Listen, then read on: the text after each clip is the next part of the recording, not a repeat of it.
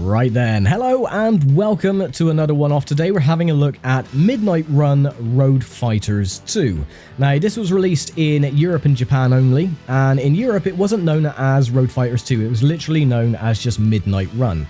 Now there's a little bit of a backstory to this game as well. Back many years ago when I was roughly 9 or 10 years old, myself and the family during the summer we'd go a couple of times a year to Weston-super-Mare. And, you know, we'd spend the day walking around the shops, having a look around. And then in the evening time, we'd always walk onto the Grand Pier. And they had a load of arcade machines, slot machines, this, that, and the other. It was a really good place, really good fun. Before, it burnt down in 2008. But that's another story entirely. And they had an arcade cabinet. It was Midnight Run. And it was absolutely phenomenal. I loved it. Every time we go there, I'd always end up playing this game. Now, imagine my 9 or 10-year-old brain and the enthusiasm and delight knowing that this was released on the Sony PlayStation. And then immediately notice my disappointment to find out that it was massively inferior to the arcade cabinet. I think I was more disappointed with this game than I was when I went for a checkup at the hospital and they told me that I was 5'4.5" and not 5'6", which is what I thought I was. Yeah, this was more disappointing than that. But anyway, there's not a lot to this game either. You get given 4 cars you can choose from, 3 tracks, and you don't unlock anything else. Not at all. Usually on these arcade racers, if you go through all the tracks and you unlock reverse variations. Not this time. No, it's just literally 3 tracks and that's it, you're done. The normal, easy, or hard...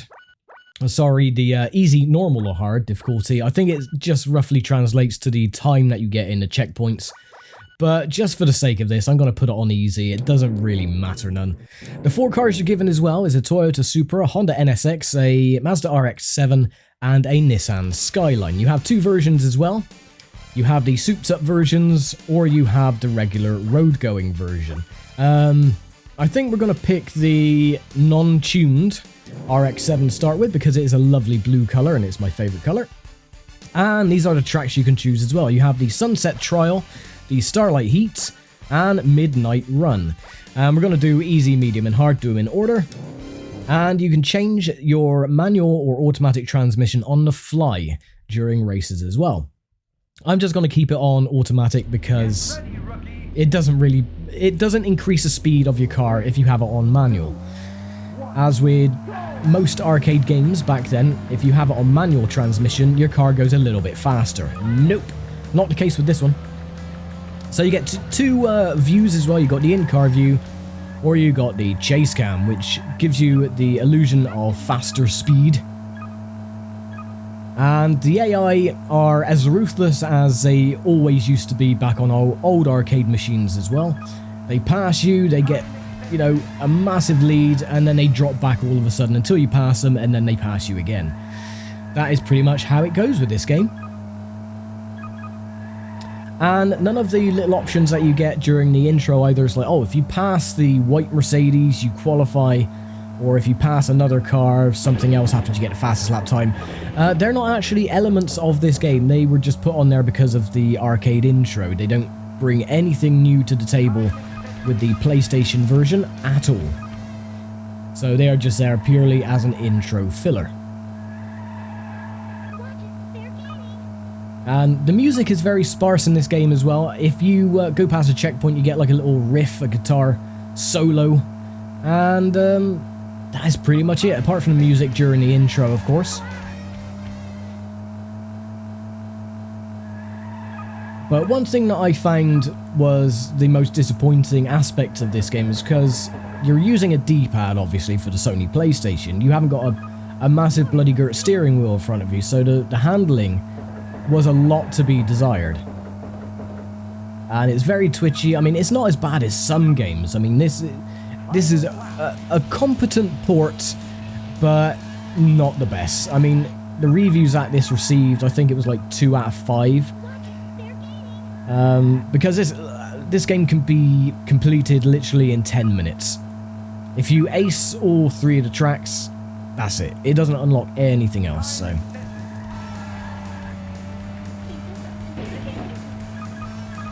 And there's your lovely guitar riff again.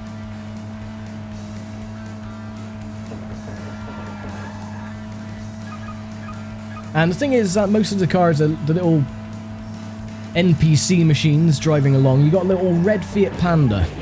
And most of the time, that happens where you just stop dead in your tracks. And look at that, I finished second. Pretty good. Yeah, that is a common thing with this game, that if the traffic gets in your way, you just stop dead and the AI just blasts past you and you lose the race. But I am not going to go through the race again because, like I said, it doesn't unlock anything new. You don't get a new car or a new track or anything like that. However, we did get the best ranking as well of 118,400. And now you have to wait 10 years for the game to load up. So we're going to try the tuned variation for this next race. I'm going to keep the same car, which is the RX-7. And yeah, we're just going to go into the medium circuit.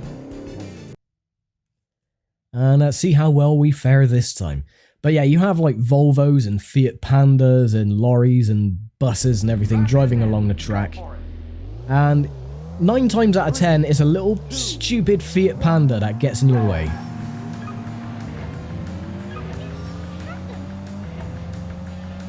We'll try in-car view just to show it off.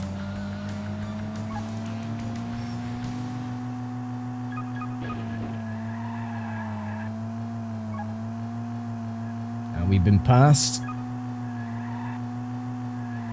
Oh, it's a VW Golf as well, I think, the yellow car that we just passed. I'll go back on the outside view. There's a Volvo. You had a Nissan Silvia as well, the green car, which is exactly the same colour as the one I picked on Gran Turismo, the little S13. Oh, come on, get out of the way.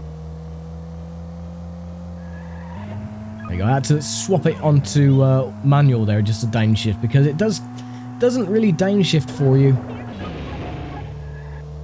Come on. Oh, bloody hell. Yeah, this is what I mean about the handling of the cars themselves is not great. If you're trying to...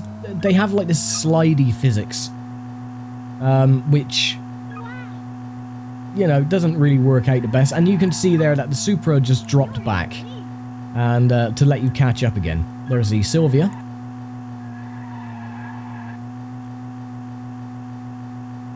The car engines are a little bit lackluster. It sounds a bit like a washing machine when it's on full spin. You're in the lead. You're in the lead. Keep this up and we're history. Sod off. There's a Fiat Panda. Little red one.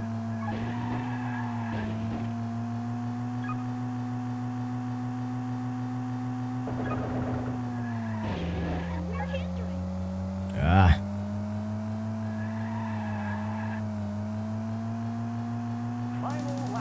Final lap. I like how she says, oh, keep this up and we're history. It's like, why? Have you got a hit out on your head or something? Or people coming out to get you? You're in the lead. I'm in the lead, yes, thank you, female version of Scotty. Thank you for the blatantly obvious. I'm surprised you didn't turn around and say just one more car to pass and then you'll be first.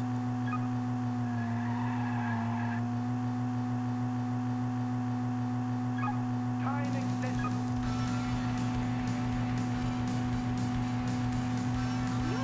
lead. You're in the lead, yes, I know I'm in the lead. Oh, bloody hell. Yeah, this is the massive problem with this game. Hopefully he'll drop back and let me catch up again. Or, nope, that could happen right on a corner. Yeah, this game does this kind of thing. He's right there, he drops back right near the end, so we got second again. Oh, what a bloody pain in the backside this is. See, in my test run of this, I won all 3 races, no problem at all. But then I wasn't talking. You're a real CT. Yes, whatever. Right. Put in my name, even though it doesn't mean anything at all. And then we wait half a year for the game to load again. Right, last race. I think we're going to change it up a bit. We're going to go back, or not going to go back. We're going to go into another car. We're going to go for the Skyline. Why not? And we're going to do the Midnight Run, which is the shortest track in this game. And it is very tight and very twisty. And again, with the traffic, it's a massive pain in the backside. 3, 2, 1. And go.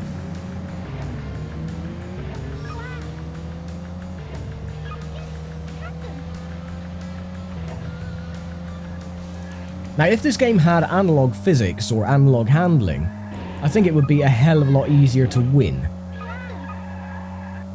But, as is the case with D-pad handling, it's not really going to work out for you.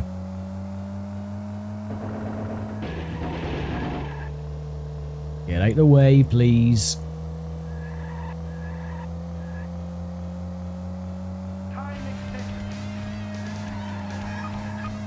Oh. It's trying to avoid the other one, and that's what I mean about how twitchy the cars can handle. You know, you're trying to go left, and the car doesn't want to follow your direction. But that's alright, the AI will drop back, as they usually do.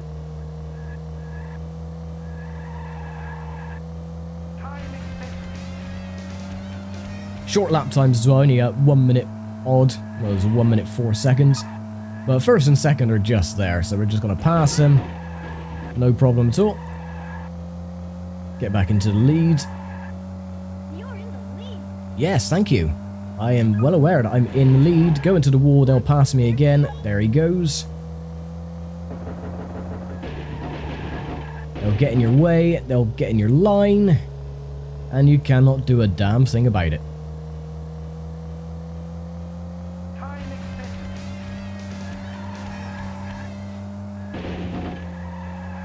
Keep this up and we're history. Keep this up and we're history. Stop saying that, it's weird. Oh, thank you for the nudge. Oh, and again, immediately just ruined our chances. Final lap. You're in the lead. Let the guitar riffs roll.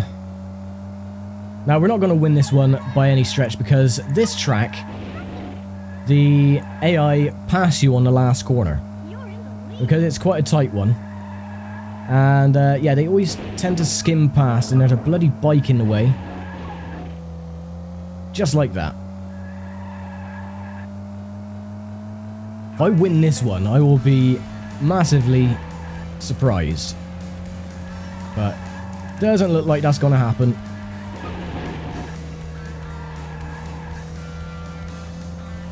Nope, not a chance. Oh well, another second place. Yeah, look at that. Pretty good. No, it wasn't pretty good at all, but literally, it doesn't matter if you come 4th or 1st. Nothing happens. You just input your name, and that is it. It is literally just a run for high score. Nothing else really matters. You're a So, PT. yay! That is Midnight Run. Now, if you can imagine me playing this when I was, like I said, 9 or 10, my disappointment was unfathomable. But, oh well. That's another story entirely. So, there you go. That is Midnight Run, Road Fighters 2. Just a quick one-off, just to pass the time. Because I can't think of anything else to really record at this moment in time. So, yeah, there you go. Something a bit different. And, yeah, I'll leave it here for now. So, thank you very much for watching, as always. And I will see you next time for another one-off. Take care, stay safe. I'll see you then. Bye for now.